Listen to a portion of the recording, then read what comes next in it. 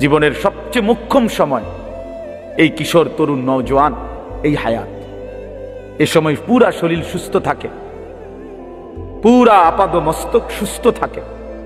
কিছু গড়লে, কিছু করলে, জীবন সাজাইলে এই সময়টাই সাজাইতে হয়। এই সময়টা যে হেলায় হেলায় নষ্ট করে মোবাইল, নাচ, গান, ছবি, বন্ধুদের আড্ডা, বুট বাদাম, চটপটি, অসৎ আড্ডা, মেয়ের সাথে কথা, মেয়ের সাথে হাঁটা চলাফেরা, সারা রাত মোবাইলে উলঙ্গ ছবি দেখা, হায় হায়, এইটা এক ধরনের অপদার্থ ছাড়া, এক ধরনের অপদার্থ ফালতু ছাড়া তার জীবনে আর কিছু হবে। হ্যাঁ, এক সময় এটা এক ধরনের জন্তু জানোয়ারের মতো, হাইওয়ানের মতো, না ঘুমের কোনো স্টেশন নাই, না জাগার কোনো স্টেশন নাই, এই এক ধরনের পশুর জীবন যাপন করে, জানোয়ারের জীবন যাপন করে। রাতের 3টা বাজে ঘুমায় না, সকাল 9টা বাজে ওঠে না, মানে ঘুমানেরও স্টেশন নাই, উঠারও কি নাই, স্টেশন নেই। এই জন্য হায়াতের কদর করা ভাইয়া, জিন্দেগির কদর করা। ইউকাল্লিবুল্লাহুল লাইলা ওয়ান নাহার, আল্লাহ তাআলা বলে, বান্দা, রাত এবং দিন আমি পরিবর্তন করি। তার মানে সময়ের পরিবর্তন করেন আল্লাহ। একটু আগে আলোকিত দিন ছিল, এখন অন্ধকার পৃথিবী, তো আল্লাহ তাআলা বলেন এটা আমি করছি। সূর্য উঠাইছিলামও আমি, সূর্য ডুবাইলামও আমি, চাঁদ উঠাবো আমি, চাঁদ ডুবাবো আমি। তার মানে আমি আল্লাহ এটা করি। আহুয়াল্লাযী জাআলাল লাইলা ওয়ান নাহারা খিলফাতান, আল্লাহই রাত এবং দিন এনে থাকেন পর্যায়ক্রমে, বাই সিরিয়াল, একবার রাত একবার দিন, একবার রাত একবার দিন, খিলফাতান লিমান আরাদা আন ইয়াযাক্কারা আও আরাদা শুকুরা। আল্লাহ বলেন, যারা যারা আমি আল্লাহর জিকির, আমার ইবাদত করতে চায়, আমি তাদের জন্য রাত দিন বানাই।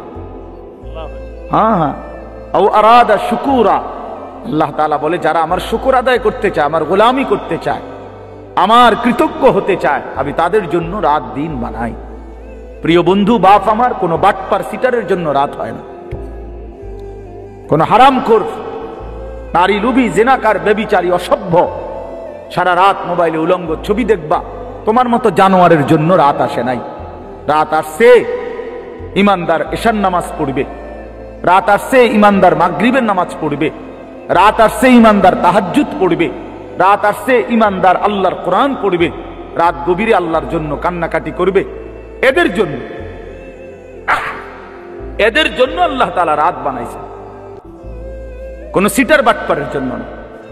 এজন্য সবসময় মনে রাখবেন, ইমানদার, নামাজি, উলামায়ে কেরাম, কোরআন পড়নেওয়ালা, দিন নিয়ে যারা থাকে, আল্লাহর কসম এদের উসিলায় বাকি বাটপার সিটার টিকায়,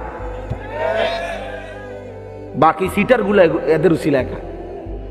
এই যেগুলো হারামখোর, সুদখোর, ঘুষখোর, মদখোর, নেশাখোর, ফুট্টাখোর, বাবাখোর, ডাইলখোর, ইয়াবাখোর, কিস্তিখোর, এই সমস্ত বেহায়া, বেপর্দা নারী, অসভ্য, এগুলো এই মোল্লা মুন্সির উসিলায় ভাত খায়।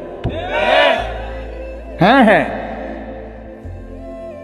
এগুলো ইমানদারের উসিলা, যারা সেজদা করে, নামাজ পড়ে, আল্লাহর গোলামি করে, তাদের বরকতে ওরা বেঁচে আছে।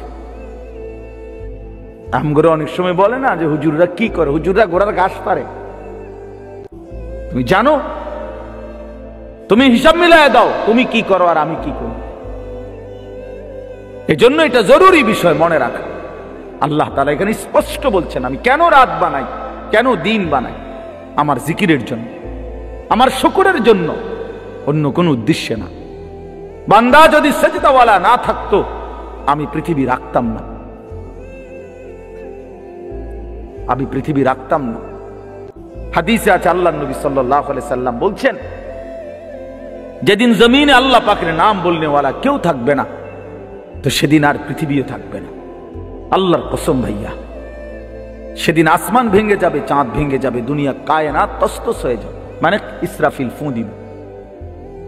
রাসূলুল্লাহ সাল্লাল্লাহু আলাইহি সাল্লাম বলছে, কিয়ামত হবে কাদের উপরে, মানে কোন মানুষরা, কাদের উপরে কিয়ামত, ইসরাফিল ফুঁ দিবে, শিরারুল খালক ফিল আরদ, জমিনের মধ্যে সর্বনিকৃষ্ট মানুষ যখন গোটা জমিন একসাথে ভরে যাবে, একজনও, আল্লাহর নবী সাল্লাল্লাহু আলাইহি সাল্লাম বলছেন, প্রকাশ্যে রাস্তায় গাধা খচ্চরের মতো মানুষ যখন প্রকাশ্যে রাস্তায় একেবারে উন্মুক্ত জেনা করবে, বেবিচার করবে গাধার মতো, আল্লাহ রসুল বলছে তখন ইসরাফিল ফু দিবে। কুকুরের মতো, জানোয়ারের মতো সেনার বেবিচার করবে। পরিবেশ হচ্ছে, পরিবেশ রেডি হইতেছে, জায়গায় জায়গায়, মোড়ে মোড়ে, রাস্তার গলিতে গলিতে লাল নীল হলুদ বাত্তিওয়ালা ছোট ছোট ক্যাফে, রেস্তোরাঁ, রেস্টুরেন্ট, এ পরিমাণ আলো আধারি, এখানে কোনো ভদ্রলোক, কোনো ইমানদার যাওয়ার কোনো পরিবেশ নাই। এনে যাবেই কারা? অসভ্য চরিত্রহীন ছেলে মেয়ে ছাড়া, যাদের জন্য আপাতত আলো আধারির ব্যবস্থা হয়েছে। খুব অল্প সময়ে এই কাগজ, এই কাপড়, এই বেড়ার এই পর্দা আবরণ হয়তো খুলে ফেলবে যে চলো ওপেন জেনা করো, বেবিচার করো, খোলামেলাই জেনা বেবিচার করো। আয় হায়! তো এই জন্য ভাইয়া এটা জরুরি বিষয়। আল্লাহ তাআলা বলছেন, বান্দা আমি হায়াত দিছি, আমি সময় দিয়েছি, রাত আমি এনেছি, দিন আমি এনেছি। আমার এই প্রসঙ্গটা কাজে আমরা মনে রাখা দরকার। তোমরা অনেক ছেলে এখানে, মাশাআল্লাহ, তোমরা প্রতিটা ছেলেই ভাইয়া কিছু না কিছু পড়ালেখা করছো। স্কুলে পড়ো, আর হাই স্কুলে পড়ো, আর কলেজ লেভেলে পড়ো। ভাইয়া 2-4 অক্ষর পড়ালেখা করছো ভাই, তুমি মূর্খ না, তুমি নাদান না, তুমি আহাম্মক না, বেওকুফ না। কাজে এতটুকু দিমাগ কাজে লাগাও। প্রিয় ভাই আমার, বন্ধু আমার, কে তোমারে বানাইলো, কেন বানাইলো, কেন আসলা পৃথিবীতে, কি করছো, এটাই কি উচিত ছিল কিনা, এতটুকু ভাবনা যদি না ভাবো, প্রিয় ভাই আমার, তো জিন্দেগি কি হলো? আর এতটুকু অনুভূতি যদি না জাগে দিলে, সারাদিনে 1 ওয়াক্ত নামাজ পড়লাম না, তা আমি কিসের মুসলমান? দিন রাত আমি নারী ছাড়া, ছবি ছাড়া, নর্তকী ছাড়া, জিনা ব্যভিচারের দৃশ্য ছাড়া আমার জীবন চলে না, রাত কাটে না, আমি কিসের মুসলমান? 30 বছর যে সুদ খায়, এই হারামখোর কিসের মুসলমান? 30 বছর ধরে যে মিথ্যা বলে, প্রতিদিন ওজনে কম দেয়, কাস্টমারকে ঠকায়, প্রতিদিন হারাম রোজগার করে, এই নাফরমান কিসের মুসলমান? 30 বছরেও কোনোদিন মনে পড়ে নাই যে তার আল্লাহ আছে? 30 বছরেও কোনোদিন কারো লাশ মৃত্যু দেখে নাই, কারো জানাজা পড়ে নাই, একটা বারো কলিজার মধ্যে কথা আসে নাই যে হায় এমন নীরব নিস্তব্ধ লাশ তো আমিও হয়ে যাব একদিন।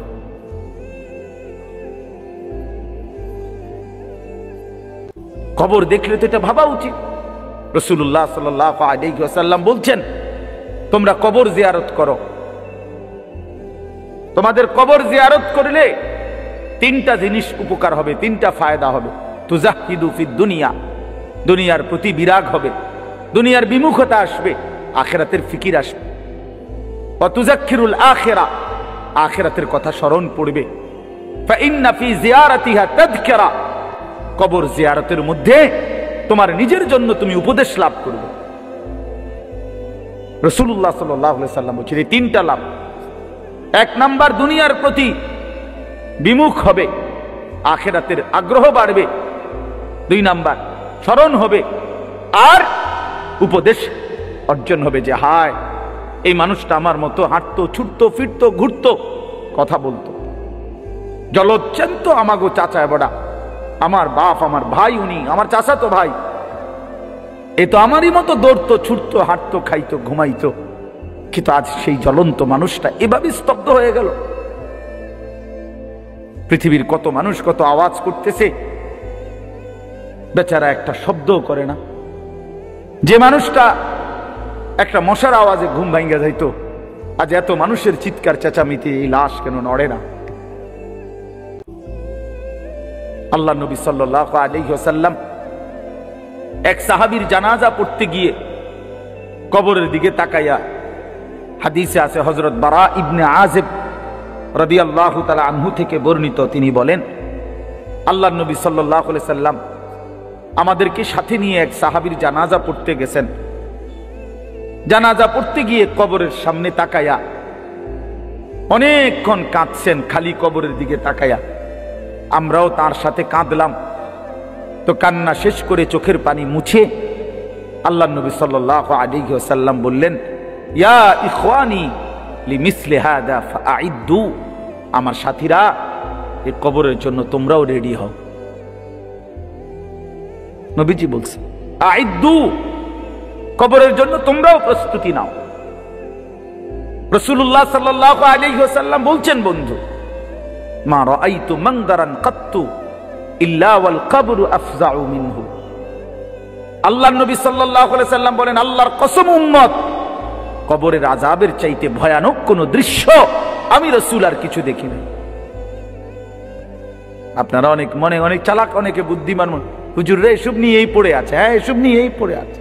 কে মনে করাই দিবে কবর? দুনিয়া মনে করাইবার তো লোকের অভাব নাই।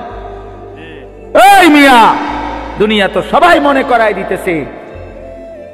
কবর মনে করাবে কে বন্ধু? আখিরাত মনে করাবে এই 2-4 জন মোল্লা মুন্সি। এরাও যদি পৃথিবীতে না থাকে, আপনারা যদি এদের কেউ হারায় দেন, সরায় দেন, তো আপনাদেরকে আখিরাত মনে করাবে কে? কবর মনে করাবে কে? দুনিয়া বুঝাবার জন্য তো লোকের অভাব নাই। একটা মাহফিলে আমি যদি এখন বলি, আসেন আজকে যেহেতু আমাকে দাওয়াত দিছে, সবাই মনোযোগ দিয়ে শুনেন একটি অটো কিভাবে চালাইতে হয়, আজকে আমার আলোচ্য বিষয়। তো এখন এইটা বললে মানুষ হাসি দিবে না? কথা বলেন না কেন? ব্যাক কল হুজুর, অটো কেমনে চালাইতে হয় এইটা কনের লাগে নি আপনার এনে দাওয়াত দিই দৈর মিয়া। তো তাহলে আপনি যখন আমগো যে আমরা দুনিয়া বুঝাইতাম, তো আমি তো বুঝাইতাম চাইছিলাম, আপনি আসলেন কেন? বলে সিএনজি কিভাবে চালাইতে হয় না বন্ধু, আল্লাহ তাআলা কোরআনুল কারীমের মধ্যে বলছেন আমাদের ইলমের মাকসাদ কি, কেন আল্লাহ তাআলা উলামায়ে কেরামকে যাকে যেটুকু কোরআন সুন্নাহর ইলম দিবেন, আল্লাহর কসম কোরআন শরীফের সরাসরি আয়াত। আল্লাহ তাআলা বলছেন, ফালাউলা নাফারা মিন কুল্লি ফিরকাতিন মিনহুম তাইফাতুল লিয়াতাফাক্কাহু ফিদ-দীন। আল্লাহ বলেন এই দ্বীনের উচ্চতর জ্ঞান কিছু মানুষ অর্জন করবে, ইলম অর্জন করবে। কেন? আল্লাহ বলেন ওয়ালিয়ুনদিরু কওমাহুম ইযা রাজাউ ইলাইহিম, তারা যখন নিজ জাতি কওম সম্প্রদায়ের কাছে ফিরে আসবে, তারা আল্লাহর ভয় দেখাবে, আখিরাতের ভয় দেখাবে, কবরের ভয় দেখাবে, জাহান্নামের ভয় দেখাবে। ওয়ালিয়ুনদিরু, এটাই উলামায়ে কেরামের কোরআন সুন্নাহর ইলমের মাকসাদ। এ তো কোরআন শরীফের আয়াত। কি আয়াত? কোরআন শরীফের আয়াত। ওয়ালিয়ুনদিরু কওমাহুম, জাতিকে ভয় দেখাবে, আল্লাহর ভয়, আখিরাতের ভয়, কবরের ভয়, জাহান্নামের ভয়। রাসূলুল্লাহ সাল্লাল্লাহু আলাইহি ওয়াসাল্লাম সর্বপ্রথম যেদিন আল্লাহ তাআলা নবীজিকে সাল্লাল্লাহু আলাইহি সাল্লাম মানুষের কাছে দ্বীনের কথা বলার অনুমতি দিয়েছেন, প্রথম যেদিন, সেটা হলো কোরআনের দ্বিতীয় নাজিলকৃত আয়াত। কোরআন শরীফ প্রথম নাজিল হয়েছে তো ইকরা বিসমি রাব্বিকাল্লাযী খালাক, এটা আপনারা জানেন না? 5টা আয়াত। এখানে মানুষেরই কিছু কইতে কয় নাই। এটা হলো প্রথম নবীজিকে বলছে, আপনি পড়ুন, আপনার রবের নাম নিয়ে আপনার রবের কালাম পড়তে শুরু করেন। তো এরপরে দ্বিতীয়বারে, মানে দ্বিতীয় কোরআন শরীফ নাজিল হয়েছে, এই সময় আল্লাহ তাআলা বলছে ইয়া আইয়ুহাল মুদ্দাসসির কুম ফাআনজির। এইটা হলো দ্বিতীয় নাজিল। কুম ফাআনজির, বন্ধু আমার, নবী আমার, দাঁড়ান, উঠেন বন্ধু, ফাআনজির, আমার বান্দাদেরকে ভয় দেখান, কবরের ভয়, জাহান্নামের ভয়, আযাবের ভয়, আখিরাতের ভয়, আমি আল্লাহর ভয়। এই কোরআন শরীফে দেখেন আপনি, ফাআনজির প্রথম আয়াত, প্রথম আদেশ। নবী সাল্লাল্লাহু আলাইহি ওয়াসাল্লামের হাদিস আছে, আমরা সব কিতাবে আছে, আপনারাও শুনছেন। নবীজি সাল্লাল্লাহু আলাইহি ওয়াসাল্লাম সর্বপ্রথম যেদিন মক্কার কুরাইশ নিজ কওমকে একটি পাহাড়ের টিলার উপরে সবাইকে ডাকছে, ডাইকা সবাইকে সর্বপ্রথম যেদিন কালেমার দাওয়াত দিছে, ইসলামের দাওয়াত প্রথম যেদিন পেশ করছে, সেদিন নবীজি এই কথা স্পষ্ট বলছে, একেবারে ওই হাদিস স্পষ্ট আছে, ইন্নী নাযীরুন লাকুম বাইনা ইয়াদাই আযাবুন শাদীদ। হে আমার জাতি, আমি তোমাদেরকে ভয় দেখাচ্ছি একটি ভয়ানক, কঠোর, অত্যন্ত মর্মান্তিক আযাবের, যেটা কবরের, জাহান্নামের, আখিরাতের। তোমরা সেই আযাব থেকে বাঁচার জন্য কুলু লা ইলাহা ইল্লাল্লাহ তুফলিহুন, সবাই আল্লাহর কালেমা পড়ো, লা ইলাহা ইল্লাল্লাহ পড়ো, তাহলে নিশ্চিত কামিয়াব হবে, ওই আযাব থেকে বেঁচে জান্নাতি হয়েছে। বাপ আমার, বন্ধু আমার, আমরা আপনাদেরকে আখিরাত মনে করাইলাম, আমরা আপনাদেরকে কিয়ামত মনে করাই, কবরের কথা মনে করে। এই মাহফিল মাকসাদ, এটাই মাকসাদ অন্যতম, এটা গুরুত্বপূর্ণ মাকসাদ আমাদের জিন্দেগি। এই ওয়াজ মাহফিল, এই জুমার খুতবা, চারিদিকের এই মাদ্রাসাগুলোর পড়ালেখার ফিকির, মসজিদ, মাদ্রাসা, আল্লাহওয়ালা, আউলিয়া ইজাম, উলামায়ে কেরাম, মুহাদ্দিসিনে কেরাম, মুফাসসিরিনে কেরাম, সবার এই সম্মিলিত যা আয়োজন, দ্বীনি যত আয়োজন, সবকিছুর মাকসাদ আখিরাত। বলেন না কি? বলো না ভাই, কি?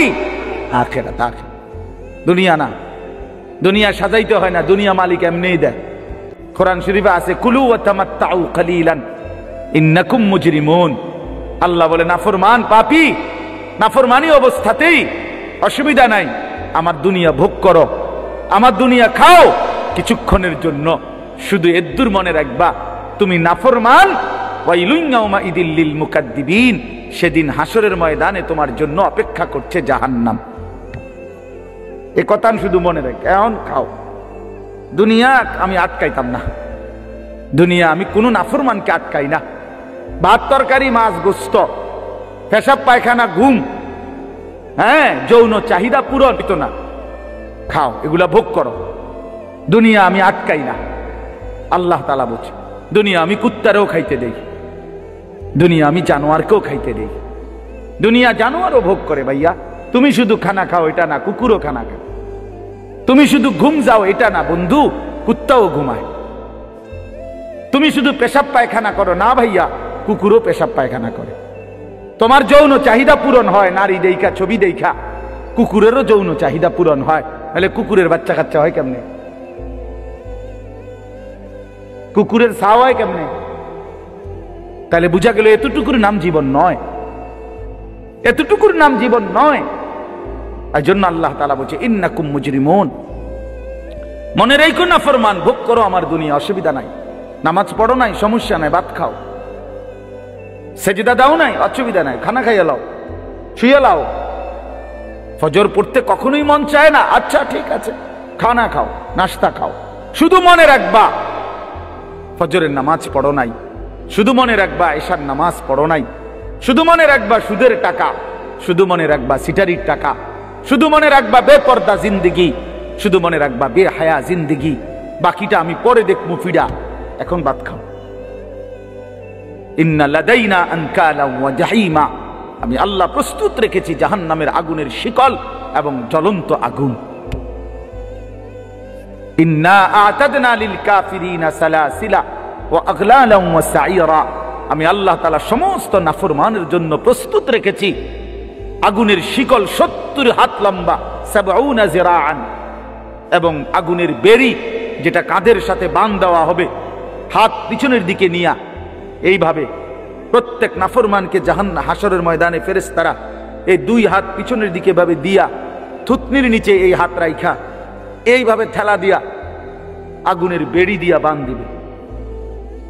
আল্লাহর কসম, এটা কোরআন শরীফের সূরা ইয়াসিনেও আছে, ইন্না জাআলনা ফি আ'নাকিহিম আগলালান ফাহিয়া ইলাল আদকানি ফাহুম মুকমাহুন। এইটার অর্থ এটাই, এইভাবে এইভাবে ধাক্কা দিবে, এইভাবে যদি কাউরে বাঁধ দেয়, আয় হায়, এই নাফরমান আর কোনদিন চোখটাও নিচের দিকে নামাইতে পারে। কেমনে নামাইবে? কিভাবে? ও সাইরা, এবং জাহান্নামের আগুন। এজন্য দোস্ত আমার, এই আয়াতগুলোর তরজমা শুনেন, তাইলেই বুঝবেন।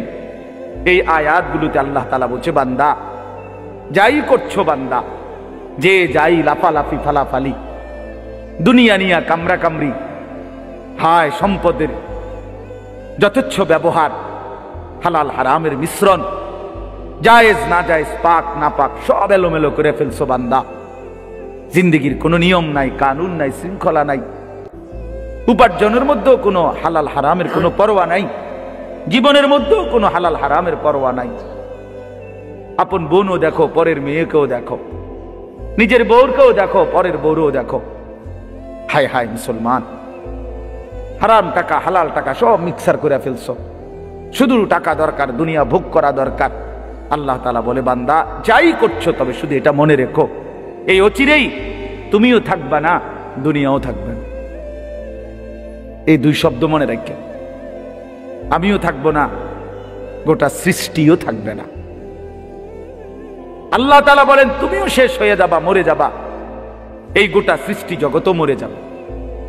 আমরা পৃথকভাবে মরলে বলে মৌত, আর গোটা সৃষ্টি জগৎ যেদিন মরে যাবে সেটারে বলে কিয়ামত। এই তফাৎ, শব্দগত তফাৎ।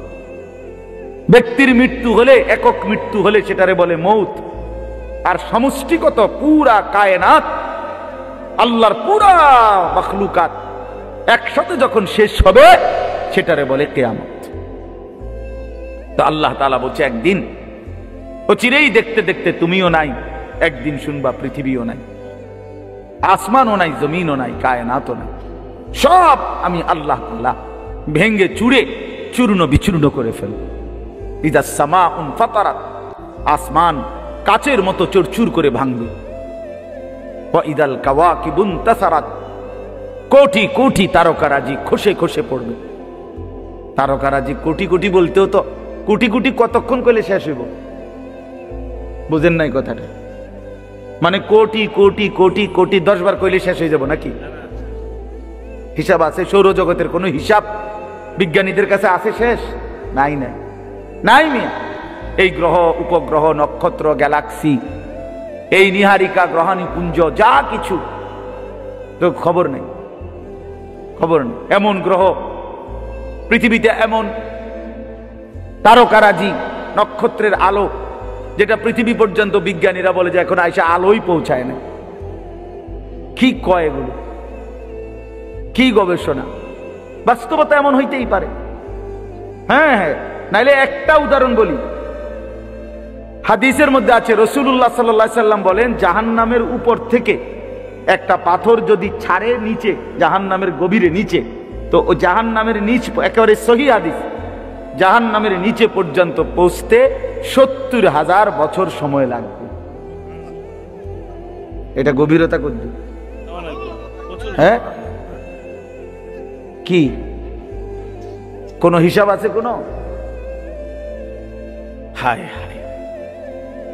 এজন্য ভাইয়া আল্লাহ তাআলা বলেন এই কায়নাত কোটাটা ভাঙচুর হবে, সব চূর্ণ বিচূর্ণ হয়ে যাবে।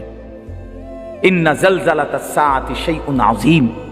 আল্লাহ বলে, বান্দা ইসরাফিল যখন ফু দিবে জমিনের মধ্যে ভূমিকম্প শুরু হবে, আর সেটা বড়ই ভয়ানক হবে। ইয়াউমা তারাউনাহা তাদহালু কুল্লু মুরদিআতিন আম্মা আরদাআত।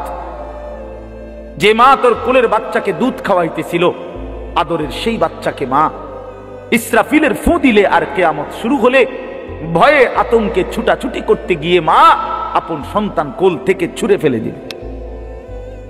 কোরআন শরীফের আয়াত। এগুলার কোনো ব্যাখ্যার দরকার লাগে না, এই শুধু তরজমাই যথেষ্ট। ওয়াতাদাউ কুল্লু যাতি হামলিন হামলাহা। যে মা 9 মাস সন্তানকে গর্ভে পেটে বাচ্চা ছিল, ইসরাফিল ফু দিলে সেই মা এভাবে পাগলের মতো দৌড়াবে, গর্ভের বাচ্চা নিজে নিজে বের হয়ে যাবে। এটা কোরআন শরীফের আয়াত। ওয়াতারান নাসা সুকারা, সব মানুষ মাতাল হয়ে যাবে। ওয়ামা হুম বিসুকারা, আল্লাহ বলেন আসলে কেউ মাতাল নয়, সব মাথা ঠিক আছে, এমনিতেই দৌড়াইতেছে। যদি বলেন কেন এমন দৌড়াচ্ছে, আল্লাহ বলেন ওয়ালাকিন্না আযাবাল্লাহি শাদীদ।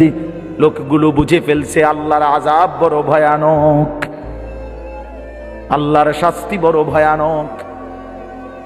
এজন্য বন্ধু আমার, দিন শেষে কিন্তু এটাই সত্য, তুমিও থাকবা না, জগতও থাকবে না, এই হাসি কান্না কোনোটাই থাকবে না, এই আলো অন্ধকার কোনোটাই থাকবে না, এই রোদ বৃষ্টি কোনোটাই থাকবে না, এই আসমান জমিন কোনোটাই থাকবে না। ফাইদা বারিকাল বাসার ওয়া খাসাফাল কামার ওয়া জুমিআশ শামসু ওয়াল কামার, চোখ ধাঁধা লাগা যাবে, ধাঁধা। হায় হায় কি হচ্ছে? মানুষ যেমন ধাঁধা লাগে তার মানে ভেবা চাকা খাইয়া যায়। আরে আরে আরে কিরে কিরে ভাইয়া যাই দি শব্দে আয় হায় আয় হায় এমন করে না মানুষ। আল্লাহ তাআলা বলেন আসমান ভাঙবে, জমিন ভাঙবে, পাহাড়গুলো তুলার মতো উড়বে, সাগর নদীর পানিগুলো টকবক করে উতরাইতে থাকবে, লোকেরা শুধু চিৎকার করবে হায় হায় কি হচ্ছে এগুলো। ভেবা চাকা খায়া যাবে, সূর্য চন্দ্র এক হয়ে যাবে, মানে আলোহীন হয়ে যাবে। এইখানে আল্লাহ তাআলা বলছেন ভাইয়া শুনেন, কাল্লা ইদা দুক্কাতিল আরদু দাক্কান দাক্কা। আগে কিছু নাফরমানের কথা বলছে, কাল্লা বাল লা তুকরিমুনাল ইয়াতীম, আমার নাফরমান বান্দা ইয়াতীমকে ইজ্জত করে নাই। ওয়ালা তাহাদ্দুনা আলা তুআমিল মিসকিন, গরীব ফকির মিসকিন অভাবী মানুষকে খাবারের জন্য, অপরকে খাওয়ানোর জন্য উৎসাহিত করে নাই।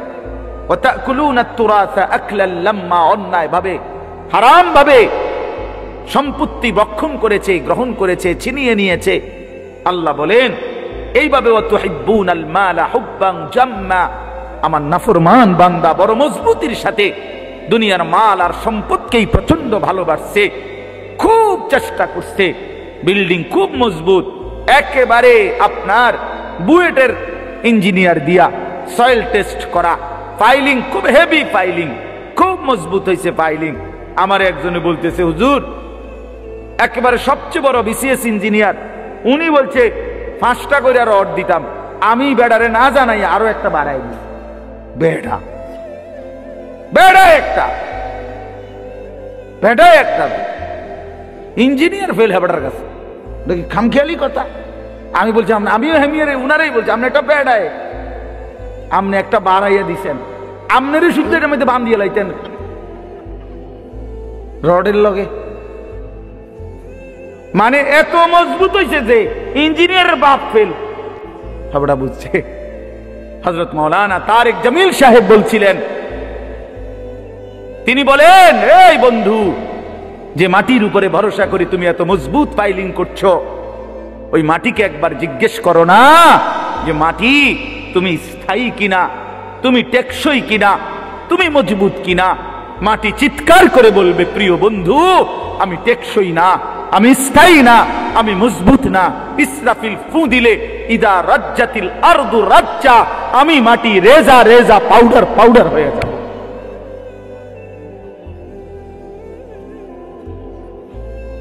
এক স্রোতের পানি আমি মাটিকে টিকায় রাখতে পারে না, আমার মালিকের ফয়সালা যখন হয়। এজন্য আল্লাহ তাআলা বলেন হায় বান্দা, মাল এভাবে পছন্দ করে ফেললা, দুনিয়ার এভাবে শক্ত করে ধরলা। কাল্লা, এবার শুনেন, কাল্লা ইদা দুক্কাতিল আরদু দাক্কান দাক্কা। এই আর 10 মিনিট আছে, 10 মিনিটে 10 আয়াতের তরজমা শুনেন। এই সূরার 10টা আয়াত পড়ছি আমি। কাল্লা ইদা দুক্কাতিল আরদু দাক্কান দাক্কা, সাবধান বান্দা, দুনিয়াকে ভালোবেসে বড় বেশি ভুল করলা, ভুল করলা বান্দা। ইদা দুক্কাতিল আরদু দাক্কান দাক্কা, একদিন দেখবা এই জমিন চূর্ণ বিচূর্ণ হয়ে যাবে। পাথরে যেভাবে ভাঙ্গা চূর্ণ বিচূর্ণ করে, এইভাবে জমিন ও আসমানকে আমি আল্লাহ তাআলা চূর্ণ বিচূর্ণ করে ফেলব। এরপরে আল্লাহ বলেন হাসরের মাঠ কায়েম হবে। ওয়াজা রাব্বুকা, তোমার রব মালিক আল্লাহ তাআলা তিনি আগমন করবেন, উপস্থিত হবেন হাসরের মাঠে। কিভাবে? আল্লাহ তাআলা তার শান অনুপাতে। ওয়াল মালাকু সাফফান সাফফা, কোটি কোটি ফেরেশতা হাসরের ময়দানে লাইন ধরে সারিবদ্ধভাবে দাঁড়াবে। এই আপনি শুধু এই কথাটা বোঝেন, ছেলেরা ভাইয়া বুঝো যে হাসরের মাঠ কায়েম হবে। আদম থেকে রাসূলুল্লাহ সাল্লাল্লাহু আলাইহি সাল্লামের পর্যন্ত যত আম্বিয়া কেরাম, রাসূলুল্লাহ সাল্লাল্লাহু আলাইহি সাল্লাম থেকে ইসরাফিলের ফু পর্যন্ত যত ইনসান, সকলেই এক মাঠে দাঁড়াবে। আদম থেকে ইসরাফিলের ফু পর্যন্ত মহান আল্লাহ পাক উপস্থিত হবেন, কোটি কোটি ফেরেশতারা সারিবদ্ধভাবে দাঁড়াবে। আল্লাহ বলে ঠিক এই মুহূর্তে হাসরের মাঠে এই অবস্থায় ওয়াজিআ ইয়াউমাইদিন বিজাহান্নাম, ফেরেশতারা জাহান্নামকে টেনে 70,000 আগুনের শিকল দিয়ে বেঁধে জাহান্নামকে টেনে হাসরের ময়দানে এনে হাজির করবে। এই যে এখন ওই যেখানে দেখেন তাকায়া সাউন্ড বক্স, এটা আমরা সবাই দেখেন না, মনে করেন এইখানে আইনা রাখছে, সবাই নজরে তাকাইছে জাহান্নামের ভিতর থেকে। ঠিক ওই মুহূর্তে নবীজি বলেন এর আগ পর্যন্ত, এই জাহান্নামকে উপস্থিত করার আগ পর্যন্ত হাসরের ময়দানে সবাই চুপ থাকবে, কোনো শব্দ করবে না, লা ইয়াতাকাল্লামুন। কিন্তু যখন জাহান্নামকে আনবে, জাহান্নামের ভিতর থেকে আগুনের এক বিকট চিৎকার, তীব্র আওয়াজ বের হবে। আল্লাহর কসম, গোটা হাসরবাসী একসাথে এই আওয়াজ শুনে চিৎকার দিয়ে বলবে ইয়া রব্বি নফসি নফসি, হায় মাওলা আমারে বাঁচান, আমারে বাঁচান, এই জাহান্নাম থেকে আমারে বাঁচান।